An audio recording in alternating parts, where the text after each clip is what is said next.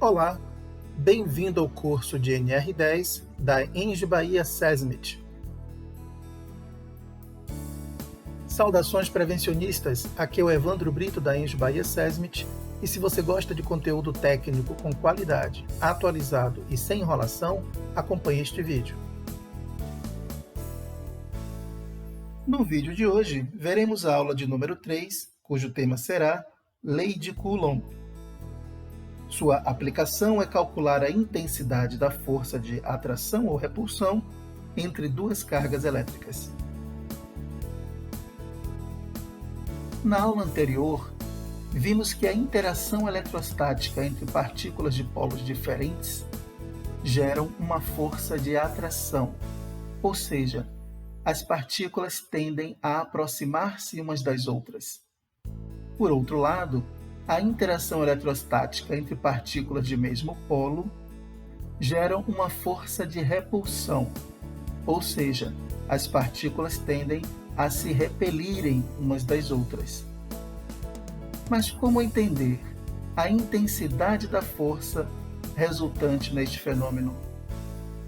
Bom, em 1785, um físico chamado Charles Augustin de Coulomb, na França, através de experimentos no vácuo, descobriu a lei do inverso do quadrado para a força eletrostática entre duas cargas.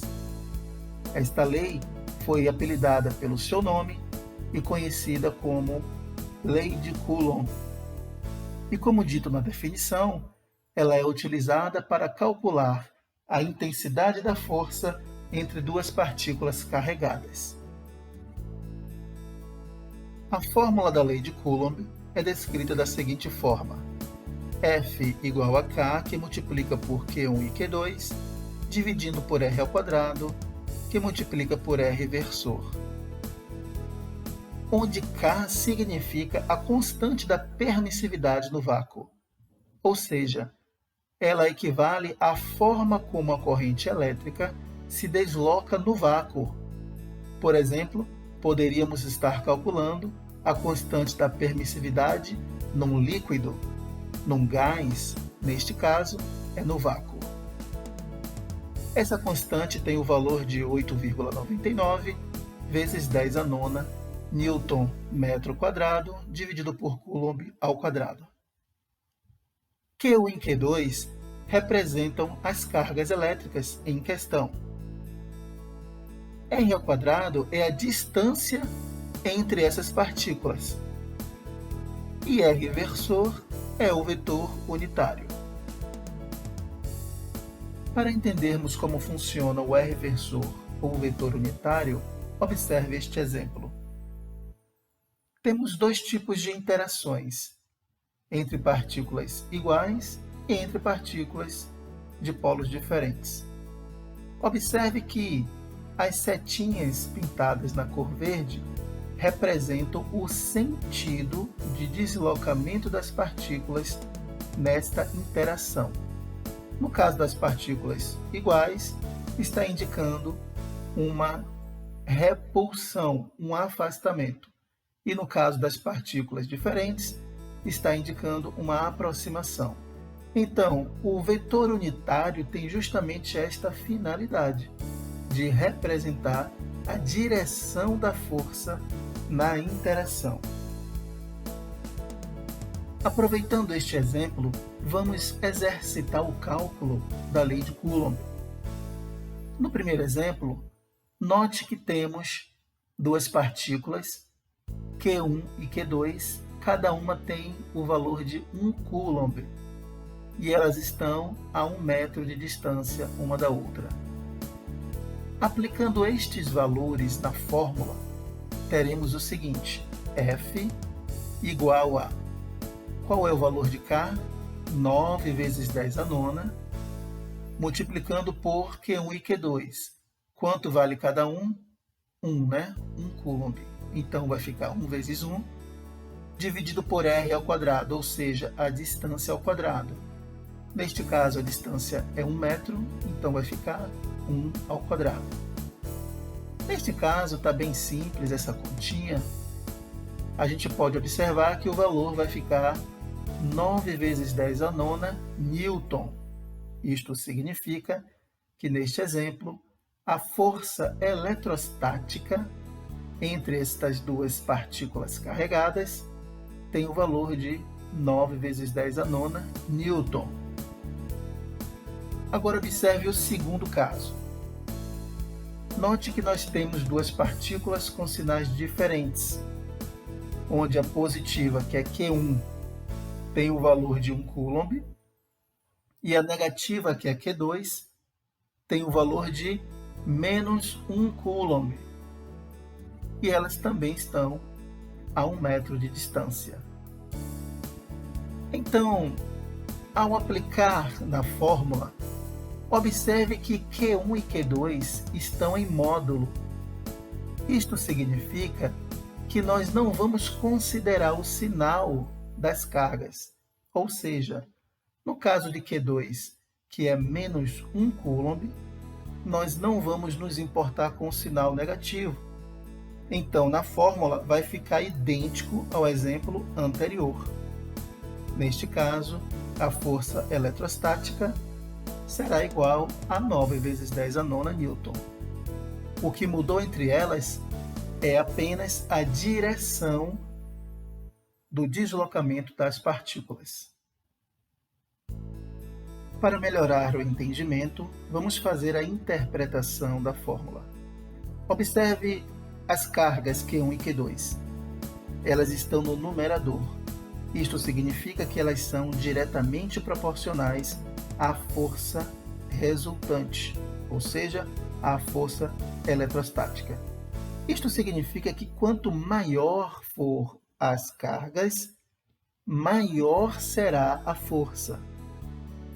Por outro lado, observe que r ao quadrado, ou seja, a distância entre as cargas, está no denominador. Isto significa que é inversamente proporcional à força resultante, que é a força eletrostática. Ou seja, quanto maior for a distância, menor será a força eletrostática. Ou quanto menor for a distância, maior será a força eletrostática. Uma curiosidade: segundo o Sistema Internacional de Medidas, a unidade para cargas elétricas é o coulomb. Porém, quando falamos de corrente elétrica, um coulomb significa 1 ampere vezes segundo. A corrente elétrica, representada na letra I, significa a variação da carga elétrica em relação ao tempo. Sua fórmula é representada por I igual a dQ sobre dt, onde I significa a corrente elétrica medida em amperes, dQ significa a quantidade de cargas elétricas que são medidas em coulomb, e dt é o intervalo de tempo, que é medido em segundos. Porém, corrente elétrica será um assunto para uma outra aula. Agora vamos entender a constante K. Por razões históricas, a constante K é também descrita da seguinte forma: 1 que divide por 4π epsilon zero, onde o epsilon zero significa a permissividade do vácuo. E ela tem o valor de 8,85 vezes 10 a menos 12 coulomb quadrado, que divide por newton vezes metro quadrado. Neste caso, a fórmula da lei de Coulomb também pode ser descrita da seguinte forma: F igual a 1 que divide por 4π epsilon zero, que multiplica por Q1 e Q2, dividindo por R ao quadrado. E por fim, vamos conhecer o princípio da superposição. Até aqui vimos a interação entre duas partículas carregadas. Mas como calcular a força resultante quando temos N partículas carregadas? Neste caso, observe que temos 4 partículas numeradas de 1 a 4. Todas elas são positivas, poderiam ser positivas e negativas. E as quatro partículas estão interagindo todas entre si. Então, elas estão interagindo com total independência e aos pares. Como calcular esse sistema? Segundo o princípio da superposição, pegaremos uma partícula de referência. Vamos então, por exemplo, pegar a partícula número 4. E vamos entender o seguinte: existe uma força vetorial de repulsão entre a partícula 1 e a 4. Existe também uma força vetorial de repulsão entre a 2 e a 4 e entre a 3 e a 4. Agora, significa que a força resultante na partícula 4 será igual ao somatório das forças resultantes encontradas das partículas que estavam interagindo com esta que a gente quer calcular. Então agora ficou fácil, né? É só pegarmos aquela fórmula da lei de Coulomb que vimos no início, aplicarmos em cada uma dessas interações e depois somarmos os resultados. A partir daqui, podemos começar a estudar o campo elétrico. Mas isto é assunto para a próxima aula. Não perca, pois será indispensável para a sua capacitação. Você gostou desse vídeo? Quer continuar vendo vídeos como este? Então te peço que se inscreva no canal e deixe o seu like.